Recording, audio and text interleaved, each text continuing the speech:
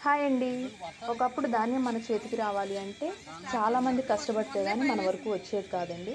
కానీ ఇప్పుడు technology develop అవ్వడం వల్ల ఈ ప్రాసెస్ అంతా చాలా ఈజీ అయిపోయింది. ఇదిగో చూస్తున్నారు కదండీ! ఇదే కోత మిషన్. దీన్ని లారీలో నుంచి కిందకి దింపుతున్నప్పుడు నాకైతే చాలా భయమేసిందండి. ఒకప్పుడు కోత కొయ్యాలి అంటే ఎకరానికి 10-12 మంది కూలీలు అవసరమయ్యేవాళ్ళు. కోత కోసిన తర్వాత ఒక 2 డేస్‌కి కట్టేత కట్టి అవి కుప్ప కింద వేసి ట్రాక్టర్ వచ్చి ట్రాక్టర్ తోటి ఆ కుప్పని నూర్చిన తర్వాత మనకి వరి అనేది సెపరేట్ అయ్యేది. కానీ ఇప్పుడు ఈ కోత మిషన్ యూజ్ చేసి చేయడం వల్ల ఈ ప్రాసెస్ అనేది చాలా ఈజీ అయిపోయింది. వితిన్ 1 డేలో మనకి ధాన్యం అనేది మన చేతికొచ్చేస్తుంది. ఇలా కోత మిషన్‌లో కోత కోసిన తర్వాత ధాన్యం అనేది ఒక లారీలో వేస్తారండి. వేసిన తర్వాత దాన్ని మనం ఎక్కడికి కావాలంటే అక్కడికి తీసుకెళ్ళి ఆ ధాన్యాన్ని ఒక 2, 3 డేస్ ఆరబెట్టి తర్వాత ఎగుమతి చేసుకోవాలి.